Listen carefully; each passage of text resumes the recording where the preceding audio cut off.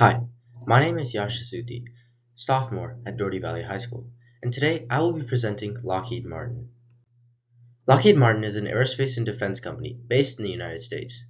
Lockheed employs 116,000 globally and in 2022 would earn a revenue of just about $66 billion. 72% of this revenue would come from the United States, with the rest coming from Asia, the Pacific, Europe, the Middle East, and other regions. Lockheed holds a large market share in the aerospace and defense industry at 13.7%, third to Raytheon Technologies and Boeing. Lockheed, Boeing, and Raytheon are clear leaders in the industry, with the next up being Northrop Grumman with a 7.78% market share. Lockheed has four business segments: aeronautics, missiles and fire control, rotary and mission systems, and space, with aeronautics being the leader in terms of revenue.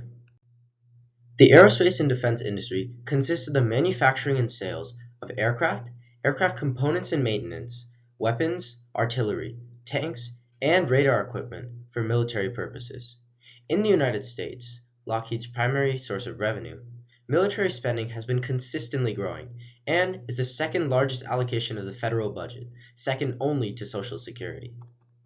The United States market has contributed $136 billion in aerospace exports in 2019, making it the leading country in terms of sales.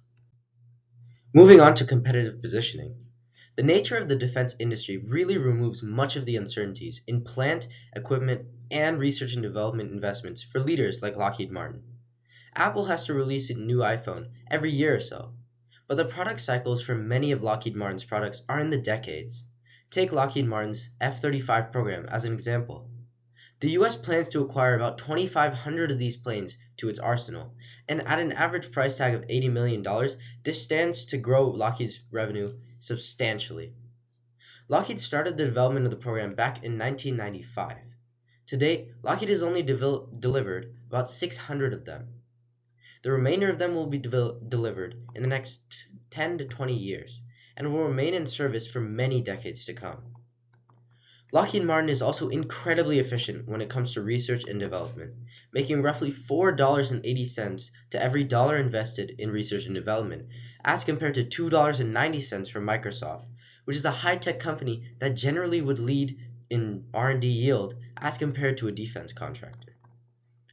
With close to 70% of Lockheed's revenue coming from the United States Department of Defense, Lockheed is heavily dependent on the Department of Defense.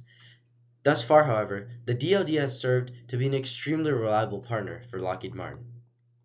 The competition between large defense contractors is intense when competing for these large manufacturing contracts. But once these contracts are acquired, Lockheed operates mainly off of cost-plus contracts. Therefore, Lockheed doesn't need to worry about the cost of securing the highest quality materials from suppliers for its projects.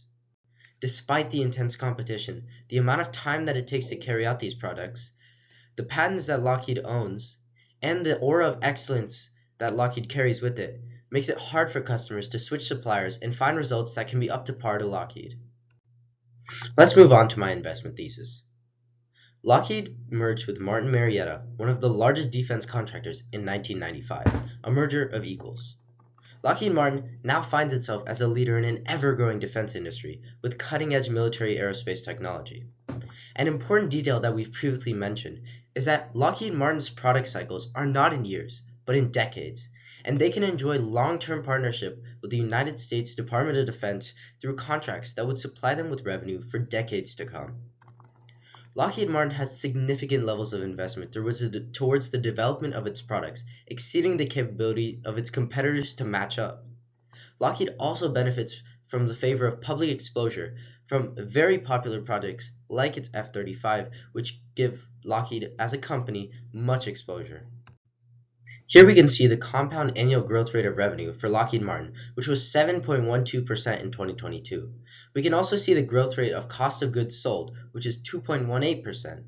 And finally, the growth rate of Lockheed Martin's net income, which saw a 6.69% decrease in 2022 from 2021.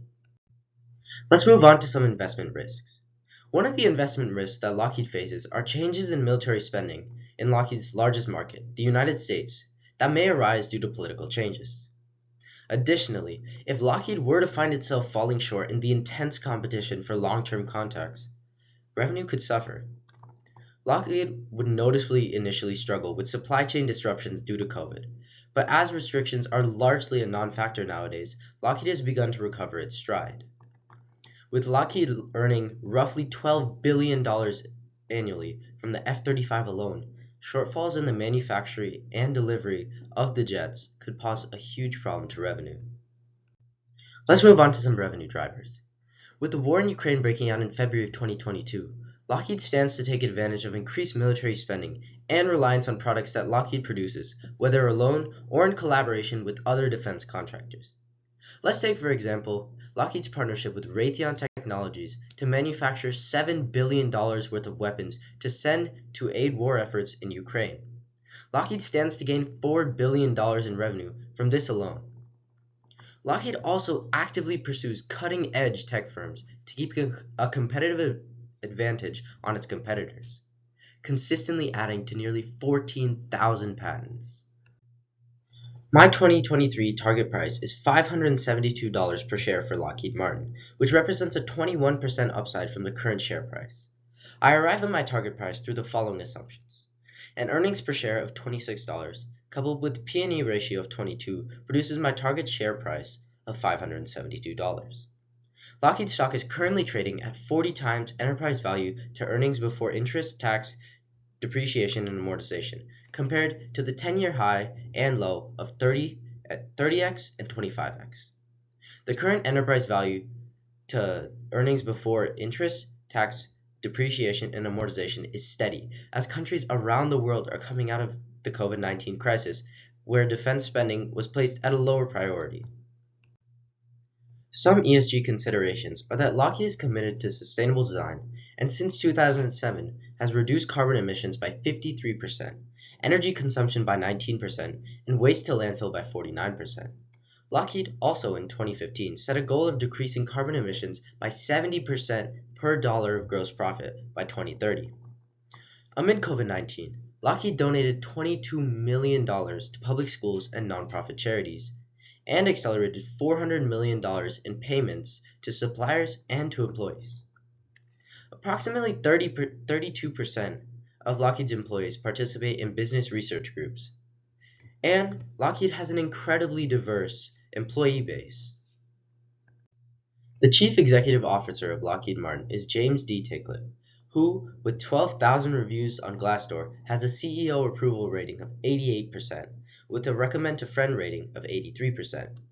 Lockheed also has an impressive and diverse management team that is 28% female, 12% Latino, and 11% African American.